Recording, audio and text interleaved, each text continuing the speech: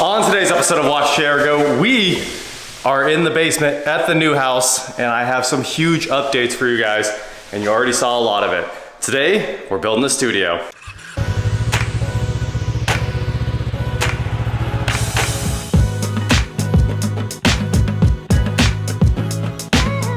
What is going on, guys? I am WatchJRGo, and like I said, today we're here in the basement where, as of 2 days ago, every piece of sheetrock is up.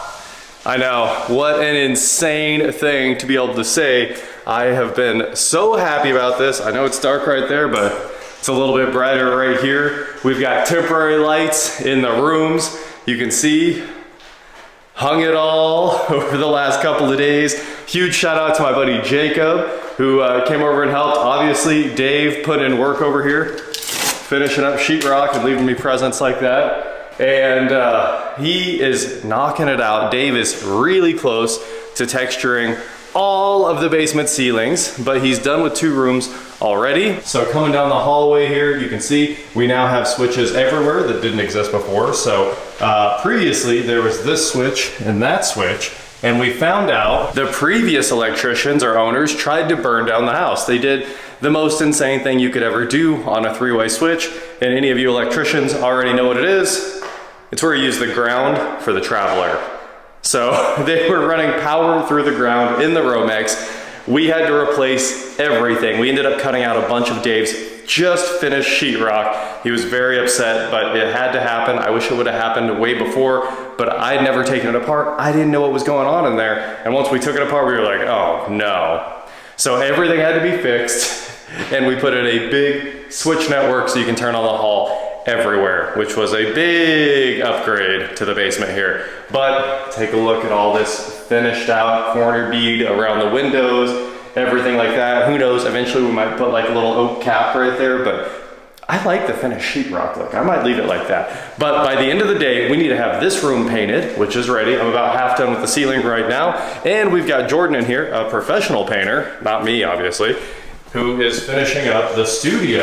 And the studio is looking really good here. So this will be an exact copy of the studio at the old house, and we gotta get it done. So we'll have our 3D printing workstation over here, the actual video section where the organ is. Obviously all the lights mount in the ceiling, the big studio lights from the other place, those will be mounted all the way along the ceiling here, and then this whole wall will be sound deadening because you guys can hear the echo in here. We gotta get rid of that echo, that's the key. And then over here, we have storage, which is gonna be very exciting. This whole closet will end up being tech channel storage. And now it's all finished out. Dave had to do a lot of repair in here. And hopefully by the end of the day, we've got that all painted too, which reminds me, I should be in here with my ceiling paint. I literally forgot about that. I was like, oh, the closet. And in case you haven't seen the tech channel, this is what we're trying to rebuild. Listen to that.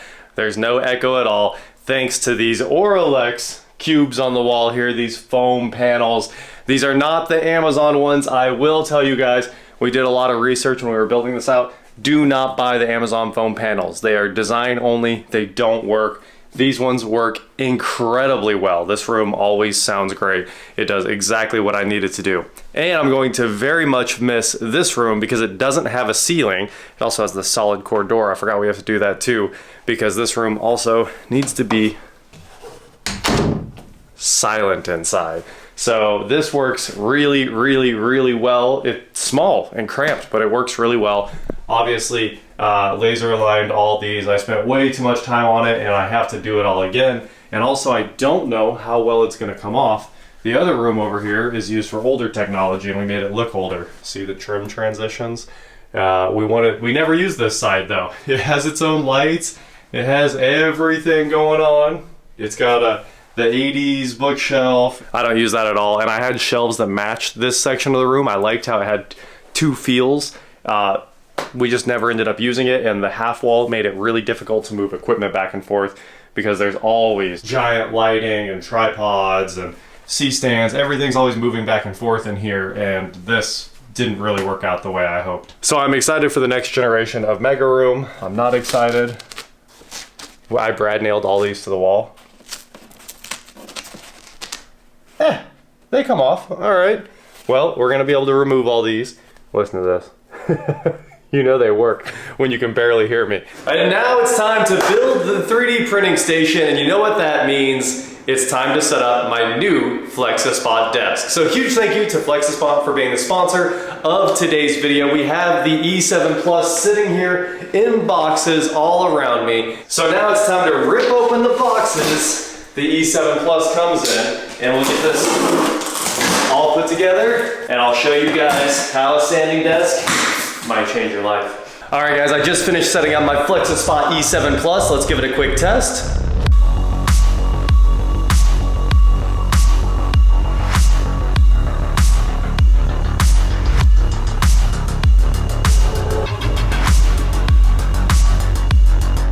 I'd say that's working pretty well, and today we are going to get this thing up to the height that I want to use it as my 3D printing station. Now I do want to mention a couple things. I got the frame in white because I thought that would look cool, with the desktop in gaming black. So this is their special gaming desktop. You can see it looks glittery. Well, that is so you can take a optical mouse, a laser mouse, and get insanely high precision. It's just an excellent surface for the laser to read. So that is why I went with the gaming desktop here, because I'll have my laptop over here with my optical mouse quite a bit. This thing will hold 540 pounds. You've got your controller right here to adjust your height. It will go from, I think, 51 inches all the way down to 26 inches on the 3 stage legs, which is huge.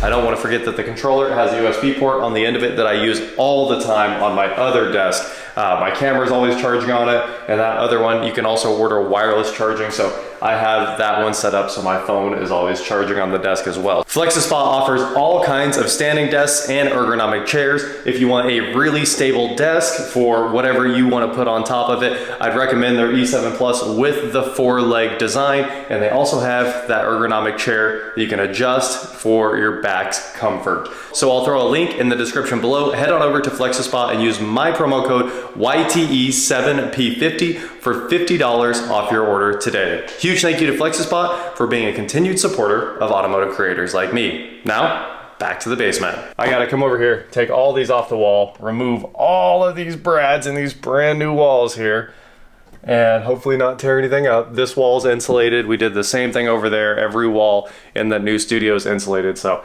we gotta keep all the sound out, and we have to rebuild exactly this. Just bigger. I definitely think the new version is gonna work out better, but the other issue here is the lights over here can go into the ceiling, and that helps me out a lot. It lets me get extra height for the lighting. And this studio's been awesome. We just built it. I made a whole video series building it. We never released that, and I kind of wish we would have, because this is definitely one of my favorites. Also, it's not a bookshelf, it's a door to a closet. Check this out. It weighs so much. It's way past the specs you're supposed to build for a Murphy door there. It weighs so much the lock doesn't like to hang, so we actually have to put a stop at the bottom. But, you know, we built what we needed to. And eventually all the retro tech was supposed to be hiding behind that and all organized, but now, ooh, too wild. Now I have to kind of go rebuild something exactly like this at the new place. All the floating shelves have to come down and get put back exactly the way they were too, so there's a lot that has to move to make all this come together. Well, we could use a little bit more light in these rooms while we're in here working. Obviously the studio has all of its lights and they're just hanging down. I love those snap-in lights. It makes it very easy to work because you can leave them out of the ceiling, do the work, and once everything's done, the paint's dry, you just snap them in.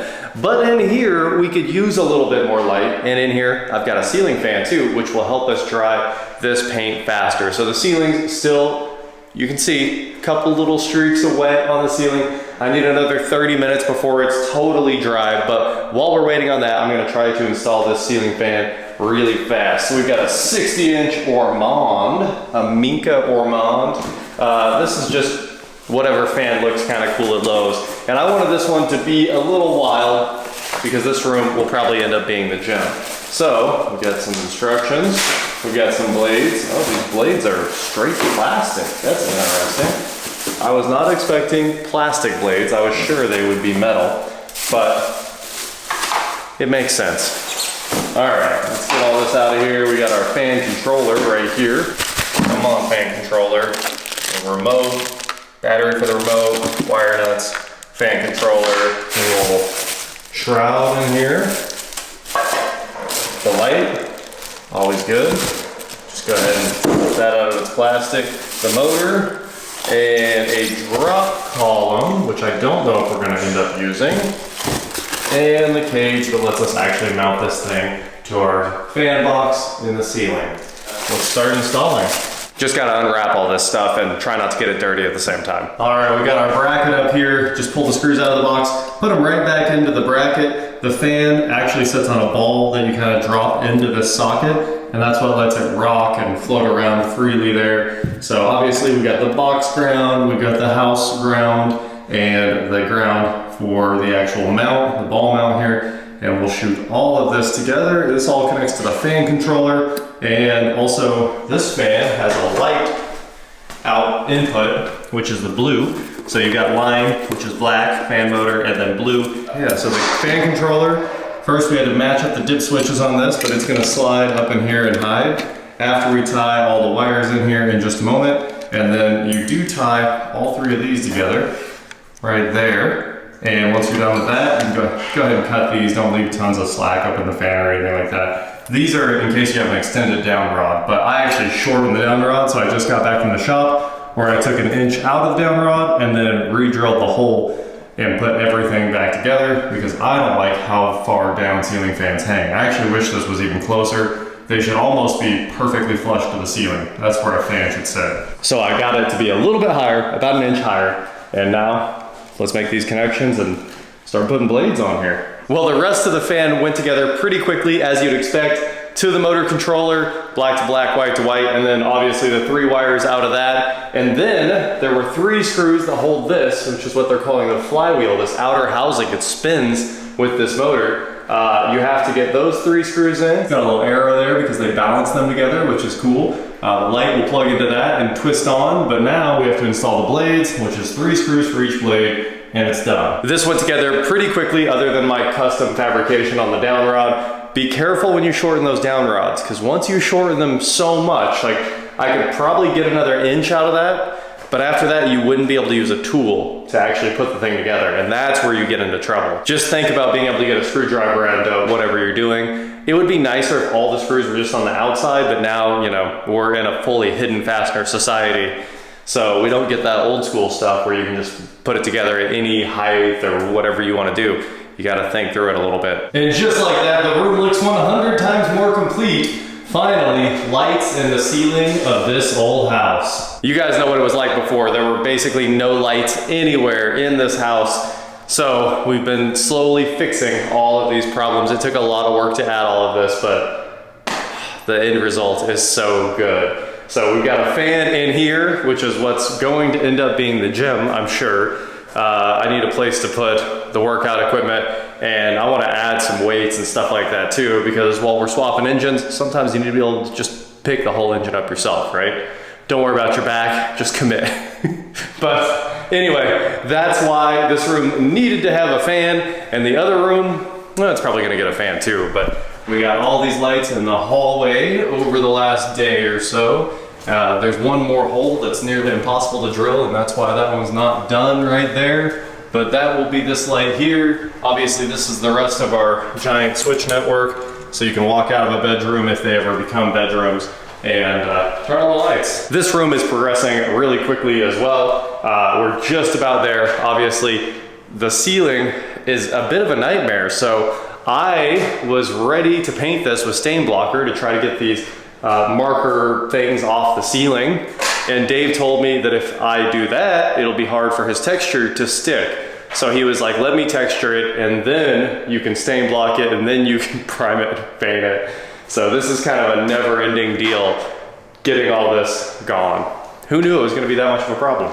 This is the one wall that stayed. None of it was put together very well, but hey, it's still there. And at least all the closets have lights. All the switches still get changed, but at least all the closets have lights. Who does that? Who puts lights in closets and doesn't bother putting them in the rooms? Well, there's a couple finishing touches left in here. I know it's still very echoey, I can't wait to get the sound dampening on the wall. It will solve, I hope, all of this, because the echo got longer after I took everything out of here. So now I am in this absolute echo chamber. I can talk so softly, but we got all the outlet covers on. I just finished scraping almost every inch of the floor by hand because my Sawzall attachment broke, but we're gonna get that finished up. I think I'm gonna go ahead and pull all the sound deadening and start moving it over here now because it's necessary to survive in this room.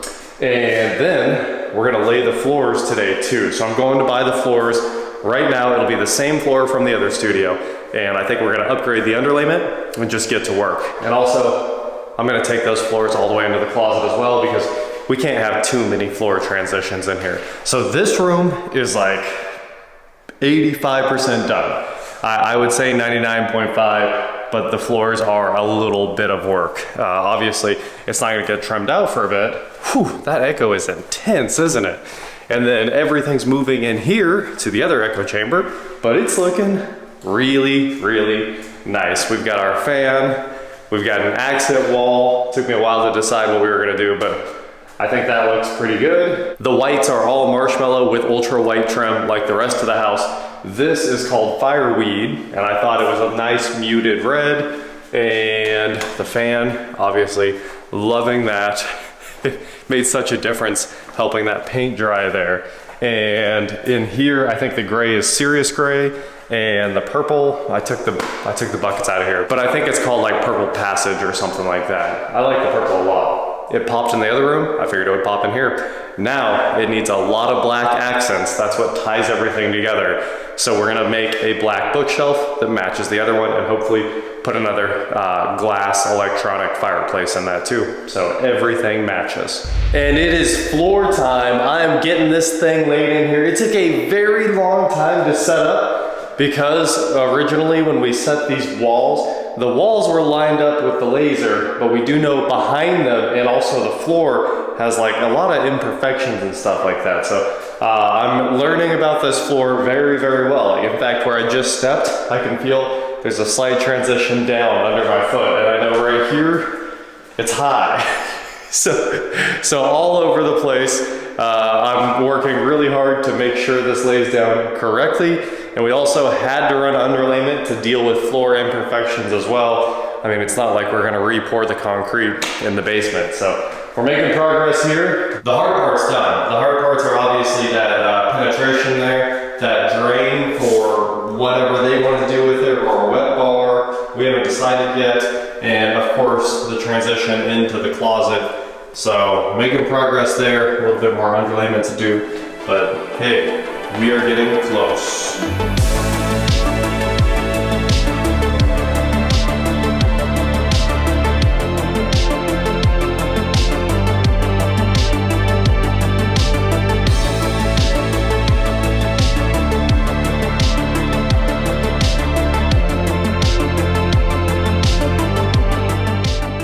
Well, here is the update. We have officially ran out of floor. I bought all of their inventory yesterday, and they will have more for us tomorrow, I guess. And unfortunately, we had one piece that was just absolutely destroyed. Look at this. It looks like a permanent marker went down there. And I know they put these marks on there to look like a design feature, but those ones are light black, and that one looks like the machine broke. So tomorrow, I only have a few more minutes of work to lay out the last 4 rows, 3 rows right there. It looks like 2.5, which is the worst. I'm gonna have to rip all these down. So luckily we can send them through the table saw and make that happen. But I have the biggest update happening outside of the plastic door that goes into the studio there, and it's the fact that all of these ceilings are textured and the sheetrock is almost finished sanded out here. So we're getting close to paint.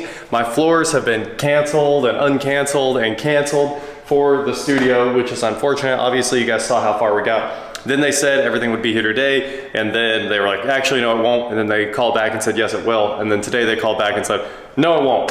So tomorrow, hopefully, I've got the rest of that floor, and obviously I do have all the floor for what we're making the gym now. So the gym flooring is ready to go in as soon as we get a little bit more pad, because flooring decor was out of the pad. So I think they're back in stock today. I gotta go get that and then we can do this floor. I'm loving the fan.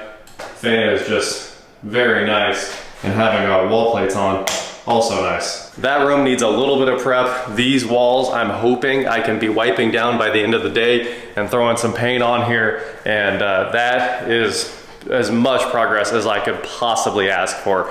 I am super thrilled with where we're at the moment. What's next is doors and more trim. I only have 4 pieces left. This room is the beginning of the real fun because we have to stain block the entire ceiling where all that marker was. I didn't want to replace all the sheetrock, which is the only option to really get rid of it completely. So we have a gallon of stain block just to do this, this, and this, and then we can come back with our real paint colors. And hopefully, none of this marker sucks through the paint, because it definitely sucked right through the texture. Dave told me it would, and he was right. Guys, big updates here in the house today, and obviously the most important of the big updates is everything got cleaned. So Dave left today.